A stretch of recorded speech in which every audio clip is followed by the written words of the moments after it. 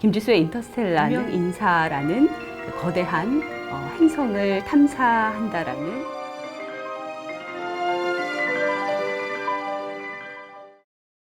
야, 왔냐? 안무비? 야 그냥 좀 해줘라. 왜 저런 표정, 저런 태도로 나를 대하지? 왜 재능을 공짜로 쓰려고 하지? 제가 원밀리언을 만든 것도 이런 비즈니스 시스템을 제대로 구현하고 싶어서였어요. 그리고 5년 뒤 원밀리언의 누적 조회수는 35억. 한국에서 가장 성공한 유튜버가 됐습니다. 리아킴은 트와이스의 TT 댄스, 그리고 선미의 가시나, 그리고 24시간이 모자라 이런 히트 댄스를 만든 안무가이기도 하고요. 이효리, 보아, 원더걸스, 소녀시대 등을 가르친 K-팝 대표 춤선생이기도 합니다. 자, 고졸에 그리고 고시원 생활을 하던 20대 스트리트 댄서는 어떻게 5년 만에 전 세계인의 몸과 마음을 사로잡았을까요?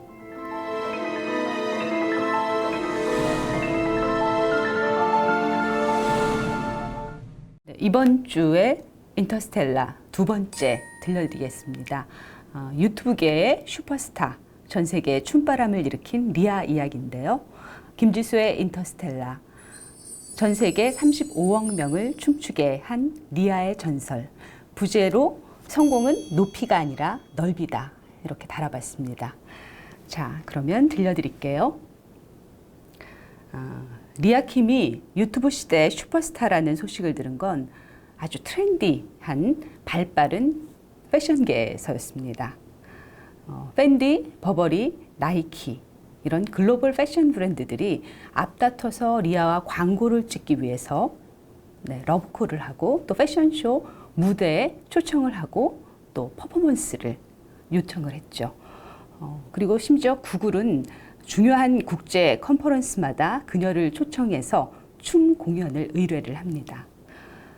이미 누적 조회수가 35억 뷰고요. 전 세계 250개국 그리고 구독자 1,600만 명의 유튜브 채널입니다. 1밀리언 댄스 스튜디오의 대표 안무가죠. 그녀는 트레이드마크인 까만 단발머리를 흔들면서 팝핀, 로킹, 힙합을 오갑니다. 그런 리아를 보고 지금 전 세계가 춤바람이 났죠. 자, 고졸에 그리고 고시원 생활을 하던 20대 스트리트 댄서는 어떻게 5년 만에 전 세계인의 몸과 마음을 사로잡았을까요? 리아의 유튜브 동영상을 보면 굉장히 즐거운 전염성이 있습니다. 단순히 보고 끝내는 게 아니라 나도 저곳에서 춤추고 싶다, 이런 원초적인 충동을 불러일으킨달까요? 그건 단지 충동에서 끝나는 게 아니라 운동 에너지로 발전을 합니다. 그래서 사람들은 컴퓨터에서 이렇게 손가락 클릭만 까딱하는 걸 멈추고요. 한국행 비행기 티켓을 끊어서 1밀리언 댄스 스튜디오 리아가 있는 한국의 서울 논현동으로 날아오는 거죠. 지금 이 지역 일대는 전 세계에서 몰려드는 댄스 관광객들 때문에 즐거운 특수를 맡고 있습니다. 마침 나의 까만 단발머리라는 그런 에세이를 출간한 리아킴을 만나러 제가 논현동의 댄스 스튜디오를 찾았습니다. 정말 칠흑 같은 까만 단발머리를 찰랑거리면서 리아가 들어섰어요. 정말 청량한 기운이 스튜디오를 가득 메웠습니다. 리아킴은 트와이스의 TT 댄스, 그리고 선미의 가시나, 그리고 24시간이 모자라 이런 히트 댄스를 만든 안무가이기도 하고요. 그리고 이효리, 보아, 원더걸스, 소녀시대 등을 가르친 K-팝 대표 춤선생이기도 합니다. 자, 첫 질문부터 들어보시죠. 당신과 춤추고 싶어서 전 세계에서 사람들이 날아온다죠? 유튜브 구독자가 1,600만 명인데요. 그 중에서 95%가 외국인들이에요. 미국, 러시아, 아르헨티나, 스웨덴, 중국, 일본, 아시안부터 아프리카, 흑인까지 아르바이트에서 돈 모아서 오는 학생들도 있고 아예 춤 유학을 저희 스튜디오로 오시는 분들도 있고 관광객 가족들 아주 다양합니다. 주변에 게스트하우스도 식당도 많아졌대요. 100만 명을 춤추게 하고 싶다는 목표로 제목이 1밀리언 댄스 스튜디오인데요. 이미 그 목표를 넘어선 지 오래입니다. 요즘 글로벌 패션 브랜드들은 리아에게 앞다퉈 러브콜을 보내더군요. 스트리트, 유튜브, 그리고 춤이라는 그 세 가지 힙의 요소가 당신에게 있어서겠죠? 아, 그런가요? 지난주엔 나이키 글로벌 광고를 찍었어요. 얼마 전엔 버버리 패션쇼 무대에서 퍼포먼스도 했습니다. 재즈 가수 나윤선, 미술 작가와 협업하고도 있고요. 구글 컨퍼런스에서 AI가 작곡한 음악에 맞춰 춤을 췄었는데 그때 기분이 어땠어요? 인간과 AI의 컬래버레이션이 주제였는데요. 로봇이 만든 환타지한 음악에 맞춰 춤을 췄는데 정말 손끝에서 전율이 일었습니다. 전 이런 프로젝트가 정말 좋아요. 2017년 마카오 구글 컨퍼런스에서 초대받았을 때는 제가 딸깍거리는 로봇 댄서에서 점점 인간이 돼가는 공연을 했습니다. 가끔 그런 생각을 해요. 영화 공각기동대에서 스칼렛 요한슨이 맡은 주인공 메이저, 인간과 AI의 합작품인데요. 그런 메이저가 돼보고 싶다, 이런 생각이요. 유튜브에선 리아와 춤추면서 웃는 사람들을 보니까 마치 베네통 광고가 연상이 됐었어요. 인종 간의 경계가 없고 서로 굉장한 활력이 넘치던데요. 실제 어떤가요? 마이웨이? 마이웨이라니요?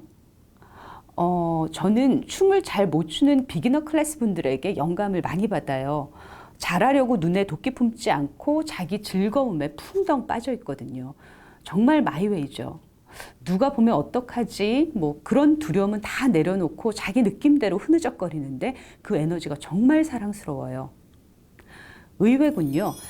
당신은 K-팝 가수들의 칼군무를 가르친 사람으로 유명한데요. 그렇죠. 공연하는 댄서라면 칼군무도 멋지죠. 전 그 매뉴얼의 수혜자로 팝핀, 락킹을 다 배웠고요. 외국인들도 리아의 춤은 군더더기였고 샤프하다, 이렇게 평가를 해주세요. 시스템은 참 좋은데요. 근데 춤을 즐기는 건 또 차원이 달라요. 자유로움이 느껴지는 막춤이 행복해 보여요.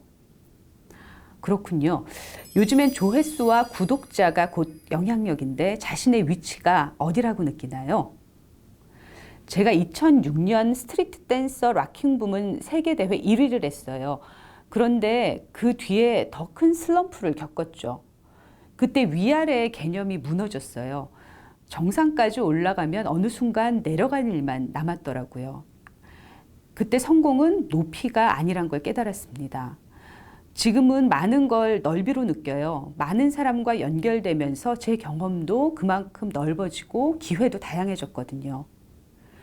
그러면 성공은 높이가 아니라 넓이다? 그렇죠. 성공의 개념이 만약 넓이가 되면 1등 하겠다는 욕심이 없어져요. 예전에는 가장 유명한 안무가, 최고의 안무가가 목표였지만 지금은 새로운 경험에 목이 말라요. 자꾸만 더 재밌는 일을 하고 싶어져요. 리아가 춤에 눈을 뜬 건 16살 무렵이었습니다. 사교성이 없고 외골수였던 10대 소녀는 몇 년간 센 아이들에게 찍혀서 전교생의 왕따죠. 전따를 당했습니다. 자존감이 바닥을 쳤죠. 친구들이 무섭고 온 세상이 자기를 거절하는 것 같았다고 합니다. 성격도 성적도 뭐 하나 내세울 것 없이 풀죽어 보내던 어느 날, 그녀 앞에 섬광처럼 나타난 인물이 바로 마이클 잭슨입니다. TV에서 마이클 잭슨이 빌리진을 추고 있었어요.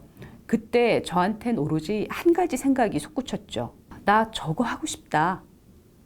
지난해 평창 동계올림픽에서 도깨비 춤을 췄던 어반 댄스 팀 저스트 절크를 제가 만났을 때도 같은 말을 들었습니다. 마이클 잭슨을 보고 춤을 시작했다고요. 대체 16살 왕따 소녀는 마이클 잭슨의 어떤 면에 그토록 반한 거죠? 뭐랄까, 마이클 잭슨은 군중을 많이 쳐다보지 않았어요. 그냥 한번 쓱 보고는 금세 자기한테 집중을 해요. 아무런 눈치도 보지 않고 자기 안에 강하게 내재된 에너지를 발산하는 거죠. 전 그게 굉장히 크게 느껴졌어요. 심지어 동작이 크지 않았는데도요. 그는 관객들을 자기 안에 빨아들이고 있었습니다. 그게 뭔지는 나중에 알았어요. 많은 가수가 관객들에게 임팩트를 보여줘야 된다. 그런 부담감에 끌려다닐 때가 많습니다. 그런데 테크닉이 아무리 대단해도 자기가 없으면 보는 사람은 감동을 못해요. 마이클 잭슨은 아니었어요. 자기를 믿고 몰입했죠.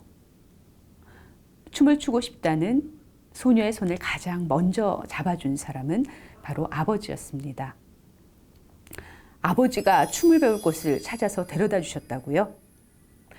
네, 친구도 없고 공부도 못하고 방황하던 딸이 뭔가 하고 싶다 열정을 보이니까 믿어주셨어요.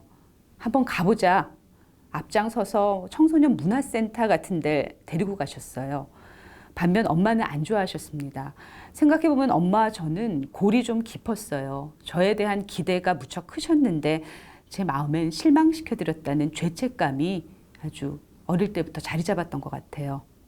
그런데 어느 날 엄마가 그러세요. 너한테 부담 준 것 같아서 미안하다. 그냥 네 얼굴 보는 걸로 족하다. 잘해서 사랑하는 게 아니라 존재만으로 사랑한다는 엄마의 그 고백이 리아에게는 큰 치유가 됐다고 합니다. 하지만 마음이 튼튼해졌다고 해서 춤 세상이 녹록한 건 아니었습니다. 2006년, 2007년 연이어서 락킹, 팝핀 부분에서 세계대회 1등을 했지만 정상을 제패했다는 기쁨은 3일을 못 갔다고 합니다. 경제적인 형편도 조금도 나아지지 않았습니다. 그때 가르치던 기획사 그런 연습생들을 데리고 내가 한턱 쏠게, 선생님이 한턱 쏠게 하면서 편의점에 데리고 갔다가 뭐 우유, 과자 이 정도 샀겠죠. 그런데 잔액이 부족합니다. 이 말을 들을 때 정말 쥐구멍에라도 들어가고 싶었다고 합니다.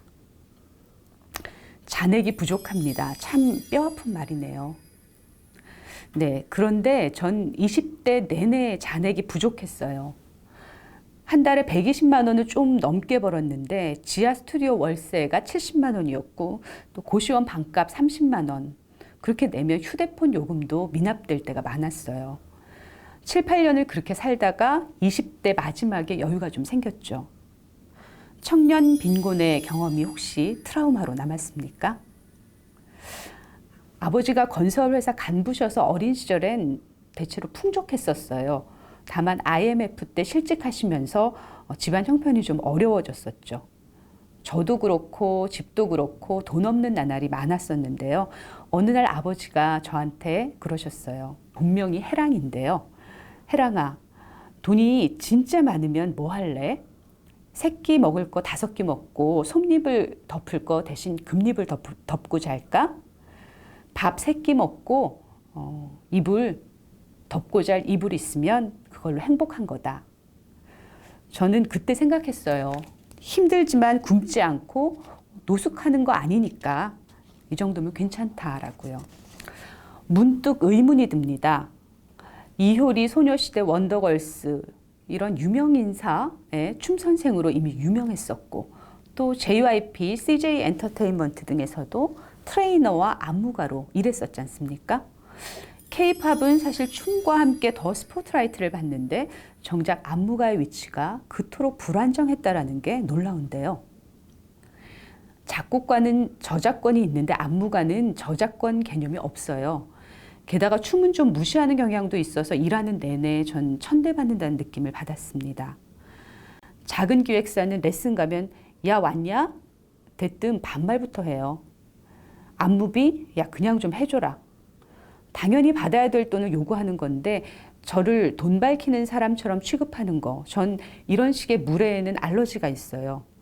왜 저런 표정, 저런 태도로 나를 대하지? 난 밥 먹는 시간까지 아껴서 갈고 닦고 그런 실력으로 하는 건데 왜 재능을 공짜로 쓰려고 하지? 제가 원밀리언을 만든 것도 이런 비즈니스 시스템을 제대로 구현하고 싶어서였어요. 세계 댄스 대회 1등을 해도 또 유명 가수의 히트 안무를 만들어도 빛을 못 보던 리아킴 브랜드는 새로운 곳에서 출구를 찾았습니다. 2011년 중국 댄스 배틀에서 프랑스에서 온 영상 전문가들이 리아가 추는 프리스타일의 춤을 유튜브에 찍어 올린 건데요. 순식간에 20만 뷰가 나왔습니다. 리아는 그때 동료들을 지하 스튜디오에 불러 모아서 컴퓨터를 가리키며 말했습니다. 우리가 설 무대는 바로 저기야. 8년 전에 이미 동영상이란 새로운 무대를 발견한 거네요. 네, 제가 세계 국내 아울러서 무대에서 정말 춤을 많이 췄거든요. 그런데 오늘 몇 명 왔어? 물어보면 오늘 진짜 대박이야. 300명이나 왔어. 뭐 이런 식이었어요. 아무리 대회에서 1등하고 개인기를 뽐내도 한계라는 게 보였어요. 우리들만의 리그 같은 그런 느낌? 그런데 눈앞에 유튜브라는 새로운 무대가 펼쳐진 거예요. 300명과 20만 명의 차이는 엄청나죠. 제가 안무를 짜고 동료 댄서, 지금의 1밀리언 댄스 스튜디오의 공동대표인 윤여욱 씨인데요. 그 동료 댄서가 영상을 찍기 시작했어요. 마침 그 친구가 결혼식 촬영 아르바이트를 굉장히 오래 했었다고 해요. 리아는 제게 즉석에서 2014년도 처음 찍었던 동영상을 보여줬습니다. 드렁크 인 러브라는 타이틀로 제작된 그 영상, 반응은 굉장히 폭발적이었습니다. 그때까지만 해도 한국의 여자 댄서가 자기만의 안무로 춤추는 동영상이 없었기 때문이죠. 그리고 5년 뒤 언급했다시피 1밀리언의 누적 조회수는 현재 35억. 리아는 한국에서 가장 성공한 유튜버가 됐습니다. 자, 그렇다면 경제적 보상도 충분히 받았나요? 곰팡이 날리던 지하 스튜디오에서 나와서 지금 여기 햇빛 드는 스튜디오에서 살게 됐어요. 소속 안무가도 30명, 영상팀, 스타일링 팀도 있죠. 매출은 강습, 공연, 광고, 해외 워크샵 뭐 이런 것들을 다 합치면 수익으로 35억 정도 돼요. 그런데 저는 이곳 이사진 중에 한 명으로 그냥 월급 받고 생활해요. 분명한 건 이제 제가 잔액을 확인하지 않고도 동생들 밥을 사줄 수 있다는 거죠. 저는 그게 정말 행복해요. 진짜 너무너무 행복해요. 조회수 35억, 매출억 35억 이런 숫자보다 동생들 밥 사줄 잔액이 충분하다. 이게 더 감격스럽다고 리아가 말합니다. 그 기쁨만은 아주 오래 누리고 싶어 하는 것 같았습니다. 동영상에서 리아는 전설이다라는 댓글을 많이 봤어요. 나도 저기서 춤추고 싶다 이런 댓글도 많이 봤죠. 전 세계에서 당신 춤을 따라 추는 커버 댄스가 영상이 많이 올라오던데 그걸 볼 땐 소통의 희열이 크겠습니다. 안무가로 사는 가장 큰 보람이죠. 내가 추면 전 세계가 춘다 그런 느낌이 있나요? 그러길 바래요. 제가 만든 트와이스의 티티 춤이 싸이의 강남 스타일처럼 다 따라할 수 있는 춤이 됐으면 좋겠어요. 지금은 춤이 메인인 프로젝트를 더 많이 하고 싶어요. 음악은 이제 저희가 살 형편이 돼요. 당신 표현대로였다면 찌질이었다가 5년 만에 구글, 나이키가 열광하는 유튜브 세계 유명 인사가 됐습니다. 살을 빼고 머리카락을 칼단발로 자르고 번데기가 나비가 되는 그런 모든 형태가 샤프해졌죠. 다 그것도 친구 덕이에요. 동업하는 친구가 뼈 있는 말을 해줬어요. 네 몸은 프로페셔널 댄서답지 않아. 책임감이 없어 보이니 살을 좀 빼. 체중을 줄이고 머리카락을 자르고 나니 삶에 군더더기가 없어요. 예전엔 1등 하고 싶어. 나 짱 먹고 싶어. 이런 본능에만 충실했는데 이젠 절제가 뭔지 알게 됐죠. 이걸 하고 싶으면 다른 걸 포기해야 된다는 거. 그 원리를 알고 나니 삶이 좀 계산도 되고 계획도 세워지고 그러네요. 고교 시절 연습실에서 한 번에 푸시업 1000번을 했다는 게 사실인가요? 네, 그때는 춤이 너무 재밌어서 힘든 줄 몰랐어요. 춤 배우는데 시간이 늘 모자랐어요. 남들은 밥 먹는 시간 빼면 다 춤춘다 이렇게 했는데 저는 밥을 먹다가도 춤췄고요. 화장실에서도 신호등 앞에서도 엘리베이터 앞에서도 춤췄어요. 사람들 깜짝 놀라곤 했죠. 심지어 저는 자면서도 각기춤을 췄대요. 그래서 부모님 설득해서 부모님한테 저 대학 안 가겠다고 그런 허락을 받아냈어요. 다시 대학을 가고 싶은 마음은 없습니까? 학위 욕심은 없어요. 다만 40이 넘으면 공연예술과 철학을 공부해보고 싶다는 갈증은 있어요. 매일 유튜브 영상을 올리는 게 버겁진 않나요? 매일매일이 바로 성공 비결이에요. 꾸준히 빠지지 않고 올려야 구독자들에게 신뢰를 얻거든요. 리아가 먼저 추고 다른 사람이 따라서 춤을 추는 영상의 구성이 좋더군요. 함께 즐긴다는 느낌이 강했어요. 비기너 클래스에선 그 순서를 바꾸기도 해요. 내 안무의 주인공이 꼭 내가 될 필요는 없으니까. 세계에서 온 다양한 개인들이 함께 춤춘다라는 게 컨셉입니다. 학생들은 다들 서로 나와서 찍고 싶어 해요. 어쩌면 춤은 자기만의 소울, 자아 찾기와 연결되는 것 같습니다. 타인의 시선에서 서서히 벗어나 나만의 박자, 속도, 웨이브를 찾아간다는 느낌인데 맞습니까? 네, 맞아요. 우리는 다 춤의 유전자를 타고났어요. 자기만의 그루브, 흥이 있죠. 최고의 자리에 있는 춤꾼들도 커리큘럼에서 그 커리큘럼에 따라서만 추는 사람은 굉장히 안타까워요. 댄서들도 자기 소울이 있을 때 힘이 생겨요. 어떤 댄서를 좋아하죠? 단연 마이클 잭슨이죠. 그리고 LA의 키오니 앤 마리 부부, 안무 구성력이 뛰어납니다. 제이 블랙은 온몸이 그루브로 꽉 차 있고요. 갓세븐의 뱀뱀, 트와이스의 모모, 블랙핑크의 리사도 뛰어난 댄서예요. 책에서 보니 출근 전에 혹은 퇴근 후에 잠깐 들러서 춤추고 가는 그런 세상을 꿈꾼다고요. 전 영화 쉘 위 댄스가 생각났습니다. 제가 원하는 세상이 바로 그거예요. 춤 배우러 오세요. 그러면 다들 제가요? 전 입고 갈 옷도 없어요. 막 손사래를 치시는데요. 스타벅스 갈 때, 편의점 갈 때 뭐 입고 갈까 걱정 안 하시잖아요. 퇴근길에 커피 한 잔, 캔맥주 한 개 주문하듯이 메뉴판에서 힙합, 소울, EDM 골라서 한 곡 추고 가는 거예요. 그렇군요. 리아, 춤이 뭐라고 생각해요? 잘해야지 하는 순간 의미를 상실하는 무엇, 여유의 에너지 같아요. 하지만 리아는 댄스 배틀에 능했잖아요. 그렇다면 이긴다는 건 뭐죠? 경험해 보니까 이기고 싶은 순간 지는 것 같아요. 이기고 싶은 마음이 없는 그런 여유 있는 사람과의 대결에서는 전 늘 마음으로 먼저 졌어요. 이긴다는 건 제게 버리고 싶은 감정이에요. 스포츠와는 다르다고 했습니다. 리아는 스포츠는 이겨야겠다는 절박감으로 승부를 내는 일이지만 춤은 배틀조차도 놀이의 일부라는 거죠. 예전엔 저도 이겨야 행복했는데 그 뒤에는 바로 슬럼프가 오고 또 허무가 따라와요. 이기겠다는 마음을 버리고 나서야 전 알았어요. 함께 추면서 느끼는 행복의 크기가 더 크다는 걸. 이제 누가 저더러 너 이거 이상해 지적해도 기분이 안 나빠요. 내 부족이 드러날 때 날이 서지 않고 되게 덤덤해지는 거 있죠. 아, 나 그거 잘 못해 하면 되지 뭐. 남들과 비교를 안 하니까 자존감이 떨어질 일도 없어요. 자존감이 떨어질 땐 어떻게 추스렸습니까? 제 인생은 사실 쪽팔림의 연속이었어요. 가수 오디션, 댄스 오디션, 위대한 탄생 2와 댄싱 9에 나가서 고배도 마셨어요. 그런데 그 쪽팔림이 다리가 돼서 그 쪽팔림을 극복하면서 여기까지 왔어요. 계속 춤추면서요.